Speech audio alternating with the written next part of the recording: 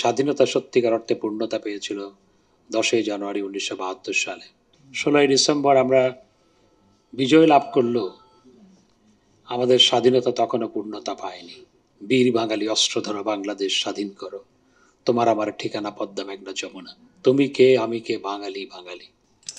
জাতির পিতা বঙ্গবন্ধু শেখ মুজিবুর রহমানের হাত ধরেই বাংলাদেশে চলচ্চিত্র শিল্পের প্রাতিষ্ঠানিক যাত্রা শুরু হয়েছিল 1957 সালে। তিনি যখন পূর্ব বাংলার শিল্পমন্ত্রী, তখন এই এফডিসি স্থাপন করার জন্য তখন সিদ্ধান্ত হয়, সংসদে বিল আনা হয় এবং তৎপ্রেক্ষিতে বাংলাদেশের চলচ্চিত্র শিল্পের প্রাতিষ্ঠানিক যাত্রা শুরু হয়েছিল। এবং সেজন্য চলচ্চিত্র সাংবাদিক সমিতি যে আয়োজন করেছে, সম্ভবত এই প্রথমবার বঙ্গবন্ধুর স্বদেশ প্রত্যাবর্তন দিবসকে সামনে রেখে এই ধরনের আয়োজন। সেজন্য বাচসাসকে আমি ধন্যবাদ জানাই। প্রকৃতপক্ষে বঙ্গবন্ধুর স্বদেশ প্রত্যাবর্তনকে সামনে রেখে এই আয়োজন সত্যি আমাকে আপ্লুত করেছে। কারণ আমাদের স্বাধীনতা 16ই ডিসেম্বর আমরা বিজয় লাভ করলেও আমাদের স্বাধীনতা তখনও পূর্ণতা পায়নি। স্বাধীনতা পূর্ণতা পায় 10ই জানুয়ারি, যখন জাতির পিতা বঙ্গবন্ধু শেখ মুজিবুর রহমান, হাজার বছরের শ্রেষ্ঠ বাঙালি, যিনি হাজার বছরের ঘুমন্ত বাঙালিকে, বাঙালি জাতিসত্তার উন্মেষের পর যে জাতি কখনো স্বাধীনতার স্বাদ পায়নি, সেই হাজার বছরের ঘুমন্ত বাঙালিকে স্লোগান শিখিয়েছিলেন, বীর বাঙালি অস্ত্র ধরো, বাংলাদেশ স্বাধীন করো, তোমার আমার ঠিকানা পদ্মা মেঘনা যমুনা, তুমি কে আমি কে বাঙালি বাঙালি। এই স্লোগান শিখে যিনি এক সাগর রক্ত পাড়ি দিয়ে আমাদের স্বাধীনতা যার নেতৃত্বে এসছে, সেই স্বাধীনতা সত্যিকার অর্থে পূর্ণতা পেয়েছিল 10ই জানুয়ারি 1972 সালে।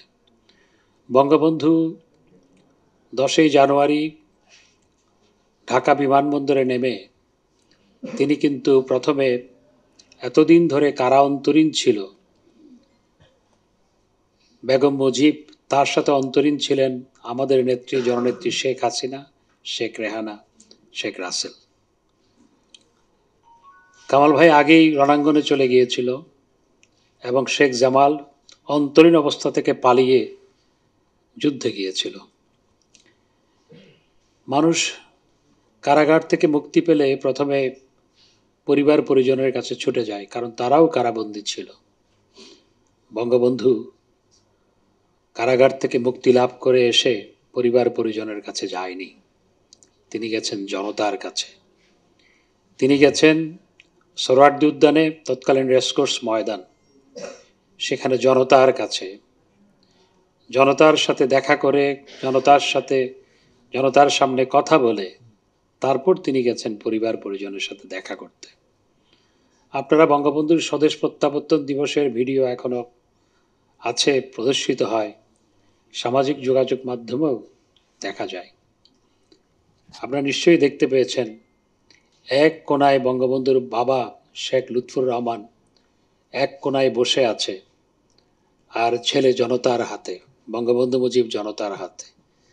কারণ তখন বঙ্গবন্ধু মুজিব, জাতির পিতা মুজিব, শেখ লুৎফর রহমানের শুধু সন্তান নয়, তিনি জনগণের মুজিব, তাই জনগণের কাছে তিনি, আর শেখ লুৎফর রহমান এক কোনায় বসে আছে। এটি হচ্ছে বঙ্গবন্ধু। এবং বঙ্গবন্ধু 10ই জানুয়ারি তার বক্তৃতায় বলেছিলেন যে, তোমরা জীবন দিয়ে যেভাবে স্বাধীনতা এনেছ, আমাকে মুক্ত করে এনেছ, আমিও প্রয়োজনে জীবন দিয়ে তোমাদের এই ঋণ শোধ করে যাব। বঙ্গবন্ধুকে স্বাধীনতা বিরোধীরা হত্যা করেছিল, বঙ্গবন্ধুর রক্তে এই দেশ রঞ্জিত হয়েছে। বঙ্গবন্ধুর স্বপ্ন ছিল শুধু স্বাধীনতা নয়, বঙ্গবন্ধুর স্বপ্ন ছিল দেশকে একটি উন্নত সমৃদ্ধ রাষ্ট্রে রূপান্তর করা। বঙ্গবন্ধু সেটা করে যেতে পারেননি। বঙ্গবন্ধুকে 1975 সালে 15ই আগস্ট যখন হত্যা করা হয়, তখন বাংলাদেশের অর্থনৈতিক প্রবৃদ্ধির হার ছিল 9.54%। এবং বঙ্গবন্ধু বেঁচে থাকলে সেভাবেই অর্থনৈতিক প্রবৃদ্ধি আমরা অর্জন করতে পারতাম প্রতি বছর।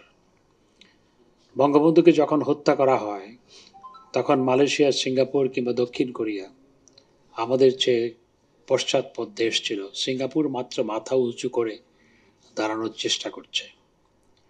বঙ্গবন্ধুকে হত্যা করা না হলে ৯.৫% বেশি অর্থনৈতিক প্রবৃদ্ধি যদি অব্যাহত থাকত, তাহলে দক্ষিণ কোরিয়া, মালয়েশিয়া, এমনকি সিঙ্গাপুরের আগেই পৃথিবীর মানুষ বাংলাদেশের বদলে যাওয়ার গল্প শুনত বঙ্গবন্ধু শেখ মুজিবুর রহমানের নেতৃত্বে। সংবাদ, ফিচার ও অনুষ্ঠানের জন্য ভিজিট করুন সংবাদ প্রকাশের ওয়েবসাইট এবং যুক্ত থাকুন ফেসবুক পেজ ও ইউটিউব চ্যানেলের সঙ্গে।